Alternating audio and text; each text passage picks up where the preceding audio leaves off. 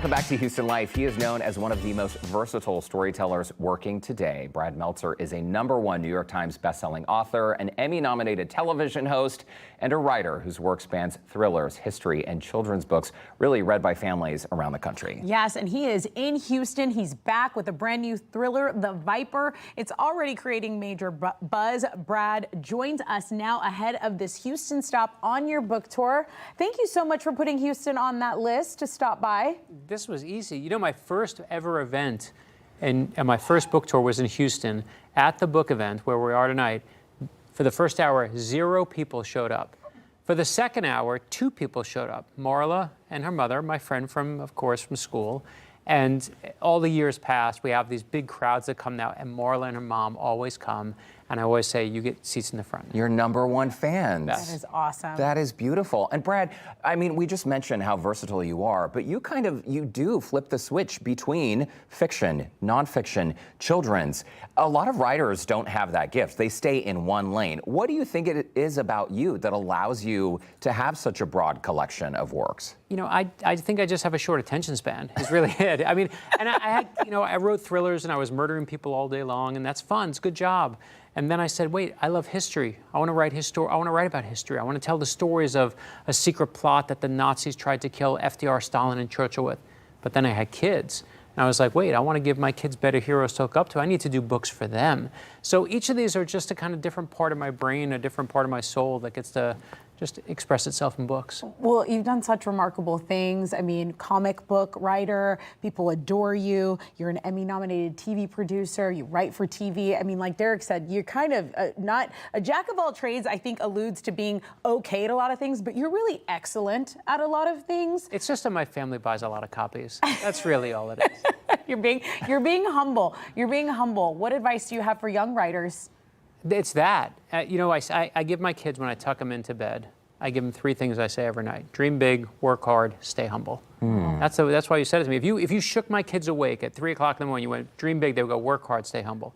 And I think for writers, for all of us, it's the message we need, right? I got 24 rejection letters on my first book. Wow. There were only 20 publishers. I got 24 rejection letters. That means some people were writing me twice to make sure I got the point. But I said, if they don't like that book, I'm writing another. If they don't like that, I'm writing another. And it was my second book that became the first one that was published. Wow. And Brad, I'm so curious about that kind of rejection. I mean, your determination is so powerful. And this is not an uncommon story. A lot of writers experience that, where a publisher says, no, no, no. Dr. Seuss is perhaps one of the most famous, right? What kept you going during that time? Because I can't even imagine getting all of those no's and saying, hey, I'm still gonna do this. One day I'm gonna make money writing. But like, how did you bridge the gap from the time that you first took that meeting and got that first no to where you are today? And you know what? I was young and I was stubborn. I just loved doing it, right? I think I went to a job that wasn't working out, and when the job didn't work out, I was like, well, what do I do? Do I watch TV for a year? Or everyone has one novel in them, one story in them, I'm going to take my shot. But in that year that it took me to write, I just fell in love with it. And as I said, I was like, I want to do it. And the real answer is my teacher, Miss Sheila Spicer, who changed my life by telling me I could write. And to this day, I went back to her classroom, and when my first book came out, I said, my name is Brad Meltzer, I wrote this book for you. I handed her my first novel. And she was crying, and I said, why are you crying? She goes, you know, I was going to retire this year because I didn't think I was having an impact anymore. Wow. And to this day, from my very first book all the way to The Viper, she gets every book for free. Sheila Spicer. Everyone else pays, but not Miss Spicer. Not Miss Spicer. Wow. Okay, well, let's talk about the newest book, because this is part of a series. And I always try to ask the question, is this something you can pick up? How much you need to know about the other books in order to love this one? Yeah, nothing. In fact, the quote on the front of the book, the blurb at the front says, the perfect place to meet Zig and Nola. So you can treat it as a standalone. Okay. Jump right in, and I'll tell you about The Viper. A man walks in to a funeral home carrying his favorite blue suit. He's got a terminal disease, and this is the suit he wants to be buried in. But here's the thing. If you go to your local bank and you open up a safety deposit box, paperwork gets filed, which means the government can eventually track it. Same thing if you go to the UPS store and you open up a P.O. box, they can track that too. But if you secretly sew something into the lining of your suit and you hand that suit to your local mortician, you have the ultimate untraceable hiding spot. So from there, the man goes back to his hotel. There's a guy with a gun waiting who says, where is it? Man says, I don't know what you're talking about. The guy shoots him dead. That suit's in the funeral home.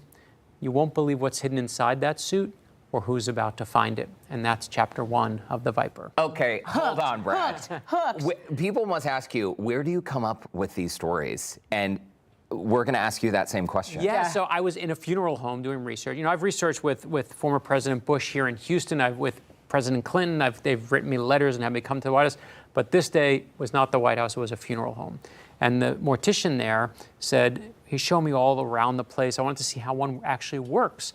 And he has this one door that has a giant padlock on it. I'm like, well, what's in there? And he opens up the door, and it's where all this old clothing is. Like, and fancy old dresses like your grandmother would wear, like a sequin gown or an old man's suit. And he said, this is the suits. Then when you're old and you have no family, people pick what they're going to be buried in. But it was like a Jets jersey in there. There was a cowboy hat. And someone said, my ex-wife hated this hat. So when I die, make sure it's on me in my coffin so I can make her mad one last time. Like, people are crazy. God. But I looked at that and said, what a great hiding spot. No one will ever find it. And that just shows you how my brain works. Oh, so fun. And, you know, speaking of presidents and the Bushes, President George H.W. Bush, you read to him at his bedside before his death at the request of Barbara Bush. Can you give us a little bit of insight about that? Yeah, so they were bringing in his favorite writers to read to him on really what was his deathbed, and I got the call. Wow. And I was in Kennebunkport, Maine, and I was so close with the Bushes. Love and respect. We did a lot of work here, especially in Houston, for the Barbara Bush Foundation for Family Literacy, and her foundation, which still runs and is still operating so beautifully today. And they said to me, listen, you're going to read for 5 or 10 minutes to him. He's falling asleep a lot. He sleeps a lot of the day. I said, no problem. I'm happy to be here. So it's the Secret Service leave. It's myself, my wife, President Bush, and his service dog, Sully. And I bring to him a copy of a book called The First Conspiracy, about a secret plot to kill George Washington. In fact, I see he has one on his desk, a dog-eared one that he'd read. And he had given me a nice blurb on it. So I said, sir, you want to read this one? He says, because he can't speak anymore. He says, or So I start reading, and sure enough, 5 or 10 minutes, he falls asleep. I figure I'm going to finish this chapter, and I'll say goodbye. And I get to those words, because I brought this scene to read is when George Washington has the Declaration of Independence read to his troops for the first time. And I get to those words we all know. We hold these truths to be self-evident, that all men are created equal. And as I say the words, President Bush's eyes pop open, as if he's gotten an infusion from the Declaration of Independence himself. And I get to the end of that chapter, he's still wide awake. I say, sir, you want to read another chapter? Get to the end of that one. Another, sir? And another, And instead of being there for 5 or 10 minutes, I'm there for an hour. I say goodbye to him. I know I'm never going to see him again. I see what kind of shape he's in. In fact, the next time I really got to see him was here in Houston when I was here for his funeral. And I can tell you that to be able to read about the first president of these United States, to at that point the oldest living president of the United States, was the most humbling, most amazing moments of my life. I could never thank the family enough for that. That is just the most incredible story. Thank you for sharing that. But I will tell you, the first time I met him, he spent the first 5 minutes trying to convince my wife that he invented the phrase, you to man. And I'm like, my wife is like, President Bush invented the phrase, you to man. I'm like, no, he didn't. He's lying to you. And so I loved him. I know that's serious, but he was so fun and so terrific. You're fun and terrific. You're all those things. Oh, Brad Meltzer, you are a legend. 60-plus books, still counting. By the way, you can meet Brad tonight at Murder by the Book, 6:30 p.m. There's the info on your screen. It is free, but do arrive early because I'm sure it will be a very popular event. More than just the 2 people who showed up in the second hour of his first book signing. If you'd like to connect with Brad and learn more about tonight's event, go to our website, HoustonLife.tv, and look for that scene on Houston Life section. I could listen to your stories all day. So powerful. So powerful. Okay.